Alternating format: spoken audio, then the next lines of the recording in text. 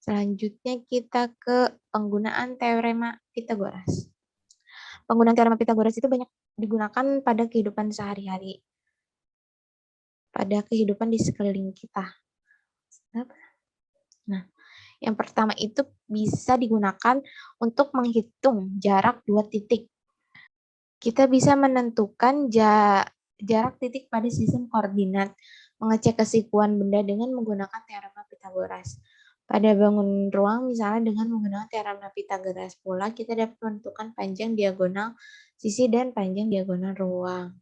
Perhatikan media GeoGebra di bawah ini. Nah, seperti ini.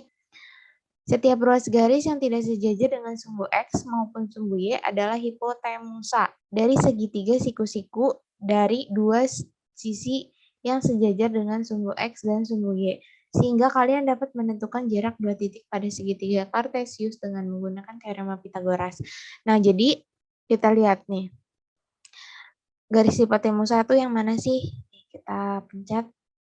Nih, garis hipotenusa itu tadi definisinya adalah garis yang tidak sejajar dengan sumbu X dan sumbu Y. Ini sejajar atau tidak? Tidak kan?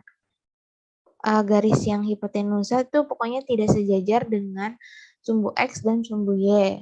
Nah, setelah kalian menentukan garis hipotenusanya, kalian bisa mencari jarak kedua titik pada bilangan Kartesius tersebut. Dan kalau misalnya kayak gini kan kalian belum bisa gimana cara mencari jarak. Kita harus mencari garis hipotenusanya dulu, baru kita bisa mencari jarak kedua titik tersebut. Selanjutnya ada panjang diagonal sisi dan diagonal ruang. Jadi penggunaan teorema Pitagoras itu kita bisa menentukan panjang dari diagonal sisi dan diagonal ruang. Sebelum masuki, kita akan mengetahui definisi dari diagonal sisi. Diagonal sisi atau diagonal bidang adalah garis melintang yang berada dalam suatu bidang atau sisi. Coba perhatikan media di bawah ini. Kalian bisa mengklik medianya persegi. Nih, keluar.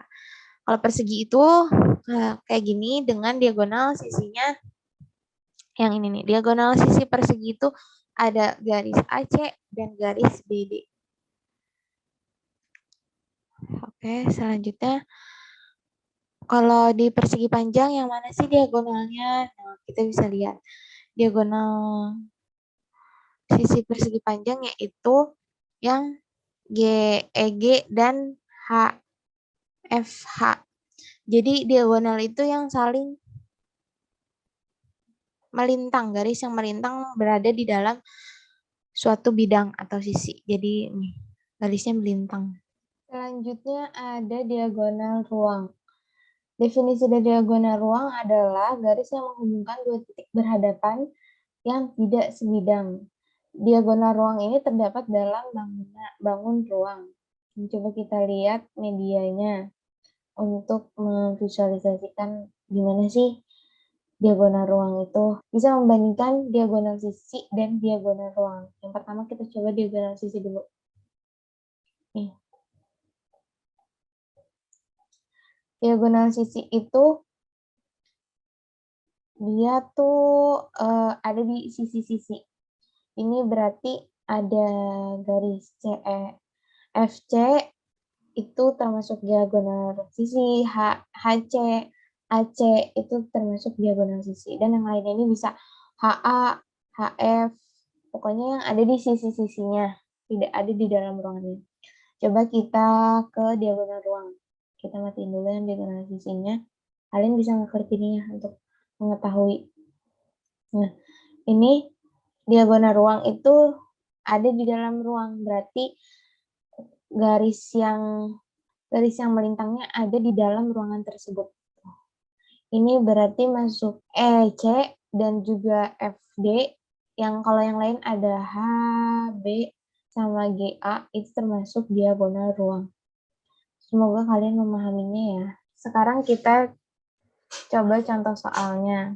Di sini ada soal tentukan panjang FD pada balok di bawah ini.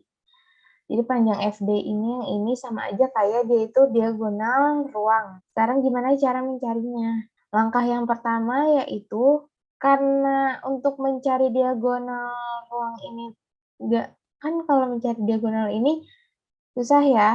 Kalau mau langsung nyarinya, jadi kita menggunakan segitiga bantu. Jadi kita bikin segitiga dari hasil proyeksi titik F ini. Jadi titik F kita jatuhin ke B, menghasilkan nanti dia ketemu segitiga B, D, C.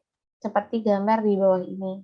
Nah, kalau udah diketahui segitiga bantu untuk mencari si FD-nya ini, kita beri nama. Segitiganya yang dibentuk yaitu segitiga CAB.